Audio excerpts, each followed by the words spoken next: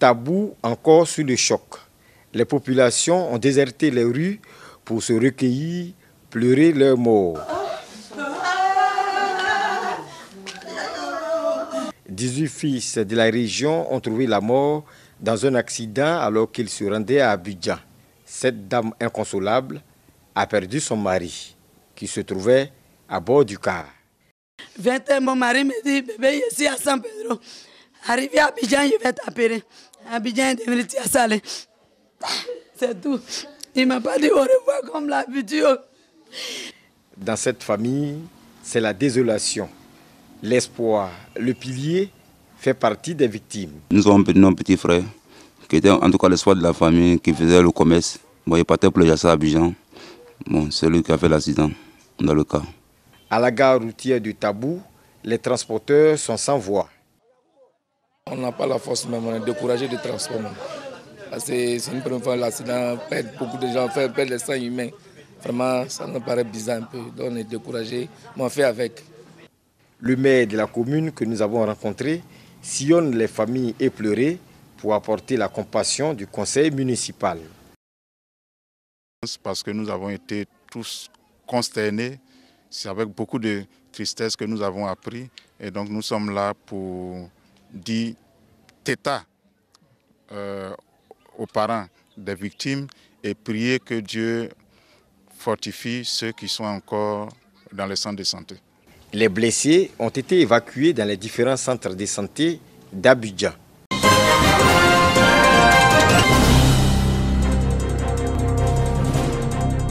L'ONG Femmes Entrepreneurs et Leaders fait de l'autonomisation de la femme et de la jeune fille son cheval de bataille.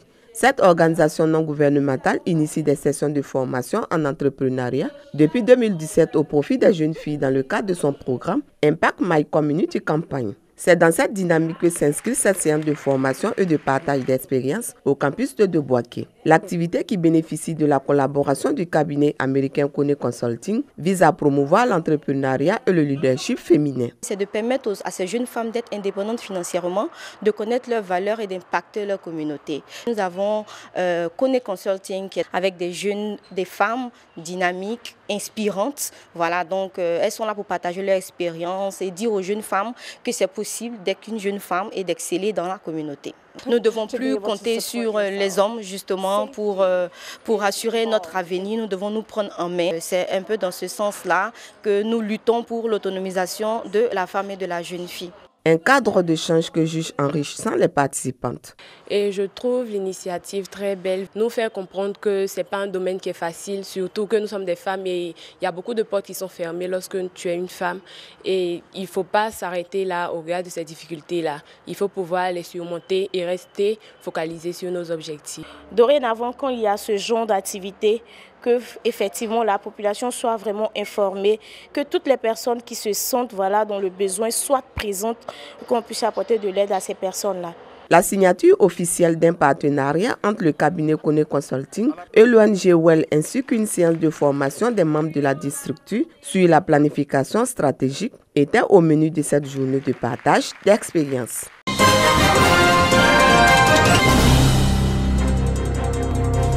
L'élevage de bovins est l'une des principales activités dans la région du Poro. Cependant, la production de lait de vache est encore insuffisante. Cette problématique a fait l'objet d'un atelier à Korogo. Au centre d'intérêt de cette séance d'échange, un projet pour régler définitivement l'insuffisance alimentaire en produits laitiers et améliorer la qualité du lait local. On veut créer un centre de collecte où tout le lait qui sera prélevé au niveau des fermes va arriver dans ce centre de collecte et à ce niveau-là, la qualité sera évaluée. Et on voudrait aussi travailler sur le lait pour voir si on peut trouver des gages de qualité.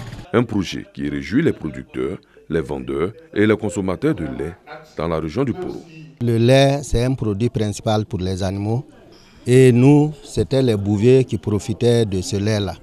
Maintenant, s'il y a un projet qui vient nous entretenir sur comment transformer le lait et le revaloriser pour avoir beaucoup d'argent, ça ne fait qu'ajouter une corde à notre arc. Et à travers ce projet, vraiment le lait de Korogo sera mieux purifié, mieux vendus dans les kiosques, dans les maquis, dans les supermarchés. Cette initiative est une idée de Vétérinaires sans frontières suisses, avec la collaboration du Centre suisse de recherche scientifique. Il s'agit de travailler à une amélioration de l'organisation de la filière et à améliorer les capacités de production des acteurs de la filière lait à Korogo.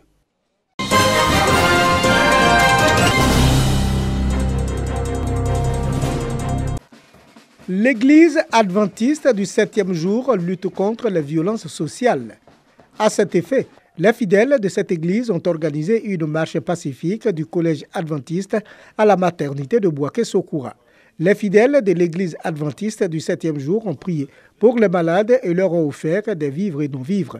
À travers ces actions sociales, les fidèles de l'église veulent sensibiliser la population à bannir toute forme de violence et à cultiver la paix et la quiétude dans tous les milieux sociaux. Nous avons constaté de plus en plus qu'il y a beaucoup de violence.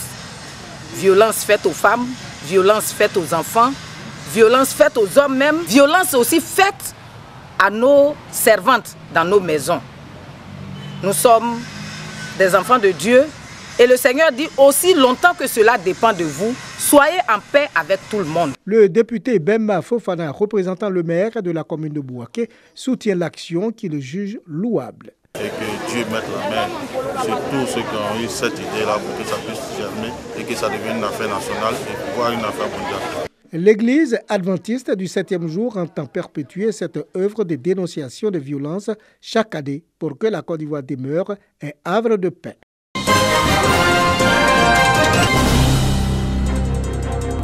Abouba, petite tortue en langue ani, est l'appellation de ces engins à 3 roues en bateau, commune de la région du Moronou. Ces engins sont les moyens de déplacement qu'utilise la population de Mbato. La conduite de ces taxis communaux est l'activité majeure de la jeunesse. S'occuper, seul moyen pour les jeunes de lutter contre l'oisiveté, mais de tous les vices, afin d'assurer leur autonomie financière. Comme je suis les fais rien, je me débrouille un peu à ça. Il y a d'autres qui font 8 000, il y a d'autres qui font 10 000, il y a d'autres qui font 15 000, 13 000, 14 000. Voilà, ça dépend des motos. Quoi. Avant, quand tu arrives en bateau, à la gendarmerie, il y a assez de volets, mais présentement, quand Abouba est venu, bon, les jeunes ils se débrouillent pas mal de ça. De 5 engins en 2017, les Abouba sont au nombre de 100 en 2020. Eux occupent près de 200 jeunes citadins. La présence de ces tricycles dans la cité soulage les populations car ils facilitent les déplacements et contribuent également à renflouer les caisses municipales depuis leur avènement il y a 3 ans. C'est très pratique, mais si il y a le goudron, ça va encore plus être bien pour nous. Moi, ici au lycée, je ne peux pas marcher trop pour venir. Donc il faudrait que je gagne un Abouba pour venir. De 10 ans, 20 ans, même il roule Abouba ici. Parce qu'il n'y a pas de travail. Abouba, bon, c'est les jeunes, ça commence à partir de 18 ans. 18 ans. Au fait, il y a beaucoup qui ont permis, il y a beaucoup qui n'ont pas de permis. Mais on se débrouille avec ça un peu ici.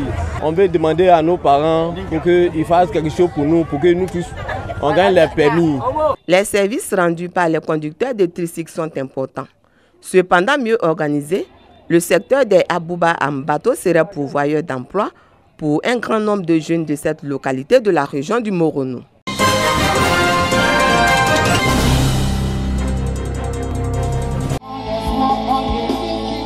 Stade municipal de Boundiali. La mégastar du reggae, Alpha Blondy, fait danser les populations de la Bagoué. Nous sommes à la dernière étape du Peace and Unity Tour. Objectif pour l'artiste, appeler à la paix. Venu massivement des 3 départements de la Bagoué, Boundiali, Kouto et Dingrela, les spectateurs communient pendant 2 heures avec leur idole. Suite Fanta Diallo, non à la guerre et plusieurs de ses hits sont fredonnés. Un véritable moment de détente pour l'ensemble des populations.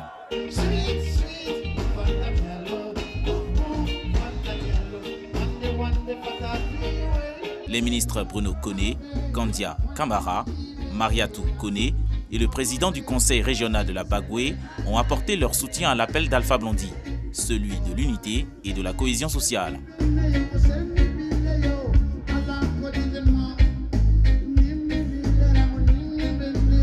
La Bagoué a relevé le défi de l'entente. Vive la paix, vive l'union pour le développement de la Côte d'Ivoire. Au niveau de la Bagoué, nous sommes très heureux. Comme vous pouvez voir, nous sommes ici déjà dans l'union. Nous avons compris que l'union fait la force. Nous avons compris que la cohésion fera notre force. Nous avons besoin de développement dans notre région qui est petite, qui est pauvre.